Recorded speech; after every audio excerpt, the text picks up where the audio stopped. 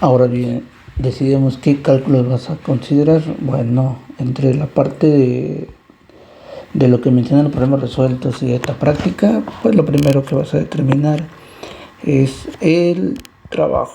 El trabajo en este caso, para un proceso isobárico, pues se calcula de la siguiente manera. Es muy parecido al que se trabaja en un proceso isocórico, ¿sí? Así es como también se obtiene. Y necesitas volumen, bueno, presión. Dices, ah, caray, necesito la presión. Pero en este caso la presión, pues es una presión constante. Entonces, la presión que hayas determinado aquí es la misma que vas a tener acá.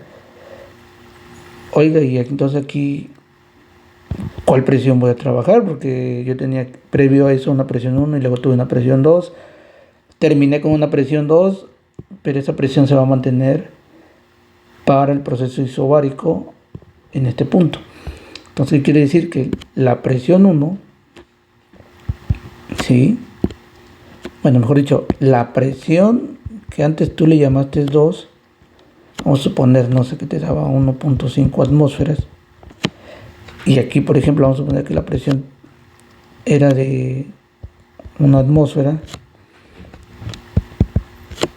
Entonces, esta presión 2 que está con respecto a un proceso isocórico,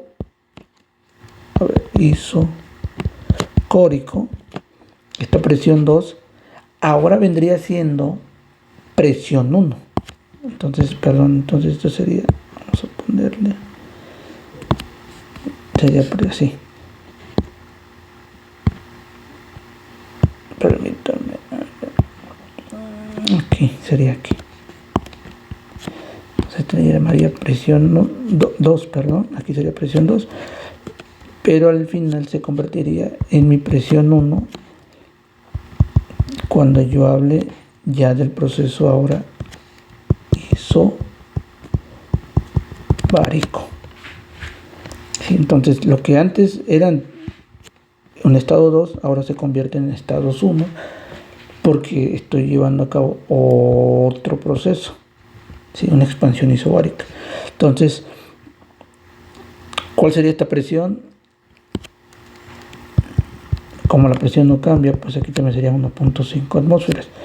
Entonces, la presión que voy a trabajar es la presión que yo considere como presión 1, como presión 2, porque como no cambian, entonces no importa qué presión determine, qué presión utilice.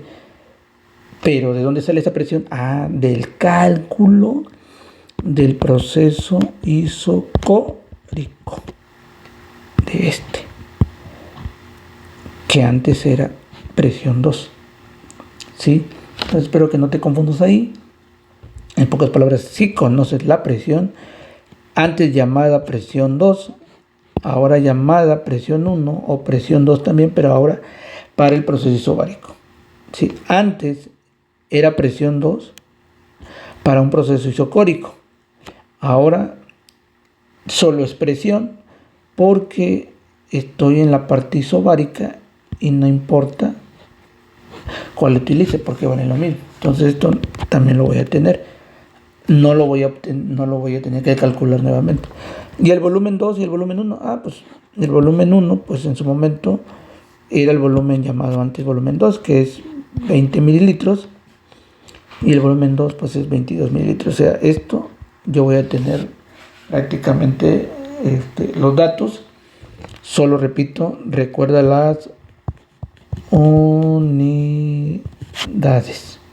Sí, eso es muy importante. Entonces tendríamos el cálculo del trabajo. Luego viene una fórmula que te dice volumen 1. Sí, volumen 1 sobre T1 es igual a volumen 2 sobre T2. Oiga, y aquí es necesario que yo calcule algo porque yo conozco el volumen 1, que es 20 mililitros, al título de ejemplo, ¿no? Yo conozco el volumen 2, que es que lo observé y que lo vi en la jeringa. Tampoco lo tengo que calcular, ya lo voy a tener. Temperatura 1 también lo voy a conocer. Y temperatura 2 pues también lo voy a conocer porque voy a tener ahí mi termómetro. Entonces no calculo aquí nada. Bueno, lo ideal sería que sí calcules algo. Yo sugiero que calculemos temperatura 2 para ver si realmente coincide con esto que tú en su momento registraste. Para eso pues tendrías que hacer un despeje y sería de la siguiente manera. A ver, sería así.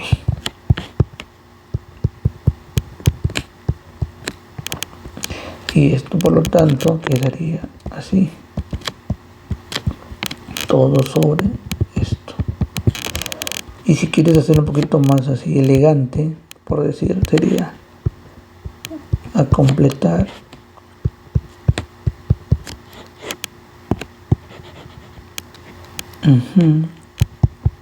nomás lo borré para acomodarlo bien. Y aquí sería medios con medios, extremos con extremos.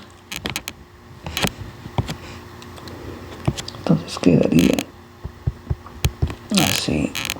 Volumen 2 por T1 sobre V1. ¿Sí? Y aquí recuerda que tienes que manejar la parte del volumen 2, de temperatura 1 y volumen 1. Esto, repito, ya lo vas a conocer porque lo vas a obtener de tu termómetro, pero nada más es para corroborar y ver si realmente pues coincide, porque debería de coincidir o al menos acercarse. El siguiente cálculo pues sería con respecto a la parte de lo que viene siendo la aplicación de la primera ley, pues recordemos que es esto. Entonces yo de aquí pues voy a determinar, por ejemplo, calor. Yo ya voy a conocer previamente el trabajo. Entonces me faltaría delta U para sumarlo después a trabajo y obtengo calor. Esa sería una idea. Sin embargo, podemos proponer sí la parte del cálculo de delta U, porque ya tenemos trabajo y nada más sumándolo pues ya tendríamos calor. Sin embargo, para apoyo, ¿sí? Y considerando los apuntes de los problemas resueltos, repito, del documento que se llama, ya lo mencioné, pero igual lo voy a mencionar otra vez, que diga unidad 3, problemas resueltos, solución 3, ¿sí?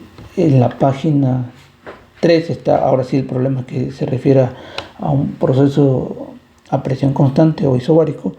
Ahí determinan Q primero y ya después determinan delta U. ¿Sí?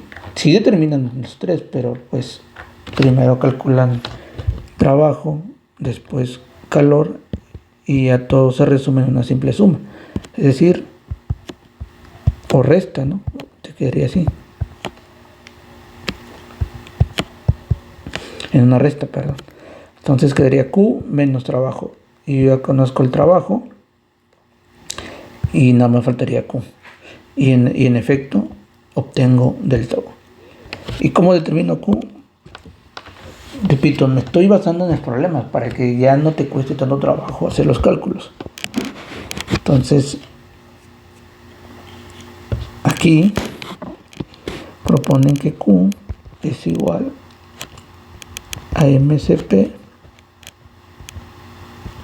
delta T, o también llamado T2 menos T1. Y aquí necesitamos la masa, calor específico, pero ahora el calor específico a presión constante, y T2 y T1. Entonces la masa ya la tengo, Oiga, ¿y de dónde? Ah, porque recuerda que estás hablando de un sistema cerrado. Entonces la masa que tenías inicial es la masa que vas a tener en todo momento. Así sea un proceso isotérmico, isobárico, pero como estás hablando de un sistema cerrado, la masa no va a cambiar. Y la masa pues ya la habías determinado aquí. Entonces esa masa tú ya la conoces, entonces ya no la tienes que volver a determinar. Entonces ya tienes una palomita. Cp, calor específico, pero ahora a presión constante. Tú tenías a volumen constante, ahora necesitas uno a presión constante. Oye, ¿y eso cómo lo voy a determinar? Ah, ok, te vuelvo a dar el dato como lo hicimos aquí. ¿Sí? Pero ahora en vez de que diga CV del aire, ahora es Cp del aire. ¿Sí? Ahora es una Cp del aire. Y vas a trabajar nuevamente con la tabla 2. Ahí está el ejemplo tal cual. Necesitas también temperaturas en Kelvin. Recuerda que este cálculo ahora es de una Cp. Y tú necesitas aquí un promedio.